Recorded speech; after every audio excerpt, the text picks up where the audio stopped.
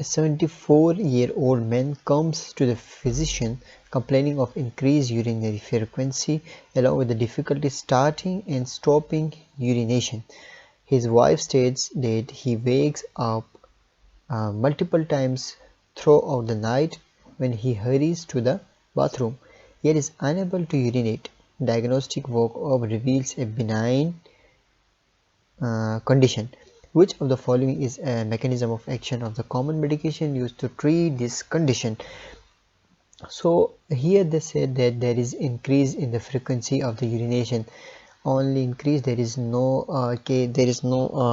symptom or sign of fever. There is no sign of some sort of intoxications. Okay, it means that there is no other sign, only that is the increase in the frequency of the urination and difficulty starting and stopping the urine. So if we look, there are many causes. For example, I will consider this, that it is due to maybe the frequency, increasing frequency due to some urinary tract infection. No, if there is some urinary tract infection, there should be some dysuria or there should be some fever, okay, and some other sign of the intoxications. But in this case, the patient is don't have any sort of urinary tract infection. Neither it is due to the hyperactivity of the urinary bladder, and neither there is other sign related to that of the hyperactivation of the bladder contractility, and there is in this question there is no sign of other tumor such as in the bladder tumor. But this is the point, that is the difficulty starting and the stopping and increase in the frequency most commonly reveal a benign condition, that is for me, okay, that is the benign prostate hypertrophy. In case of benign prostate hypertrophy, a patient start to suffer frequency of the urination and it difficult to control, stop and start the urine. So first I will go through the anatomy of the prostate gland. Okay, if I make a bladder here and the urethra here, okay, the prostate glands are present in this region, and this is the prostatic urethra. The prostatic urethra has a transitional epithelium, so the zone near to that of the urethra, this zone of the prostate gland, it is called as transitional zone. And most commonly the hyperbenign condition, okay, benign hyperplasia or benign hypertrophy is mostly occur in this transitional zone. And if we think about the cancer of the prostate gland, the cancer most commonly it start to appear in the region, the peripheral zone of the prostate gland. It start from this area. So if some patient having difficulty in urination or there is problem during urination, okay, there is urge and frequency but little urine is coming out.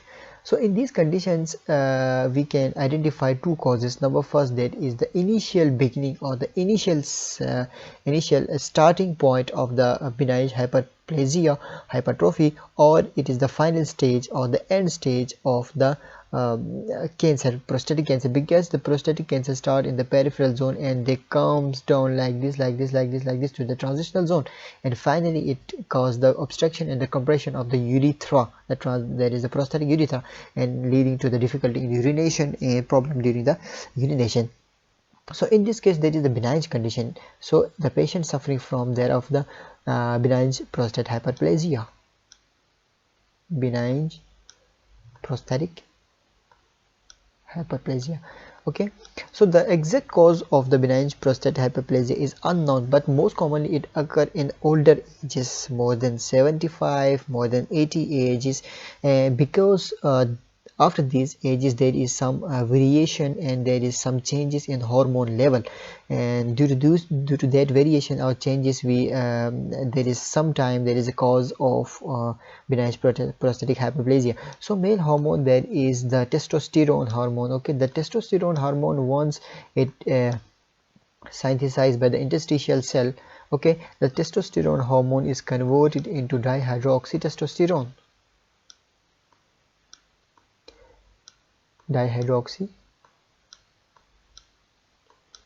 Testosterone. This dihydroxytestosterone now act on the nuclei, okay, on the androgen receptor on the nuclei. This is the androgen receptor, androgen, okay, receptor.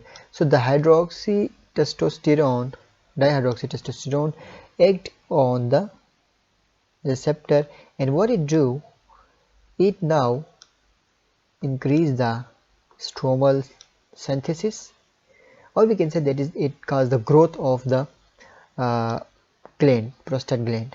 It cause the growth of the epithelial cell, it causes the growth of the interstitial or stromal cell, okay. It causes the growth of the prostate gland. Now what happened, more hydroxytestosterone, more growth. Sometimes due to the excessive conversion of testosterone into the dihydroxytestosterone, the hyperactivation of the cellular apparatus, giving the high signal for the prostate gland to increase the growth and increase in the size of the prostate gland. So the enzyme here that work for the conversion of the testosterone is to dihydroxytestosterone, that is the alpha, okay, 5-alpha reductase. 5-alpha reductase, okay. So if I consider this patient having some benign condition, okay, benign prostate hyperplasia, and there is excessive production of the hydroxytestosterone by the conversion of the testosterone, so my first option that I will try to inhibit this enzyme. So once I inhibit this enzyme, there is a less conversion, okay, and a less androgen receptor activation and less growth of the tissue of the prostate gland. So medication we have some medication which inhibit the 5-alpha reductase enzyme, that is called as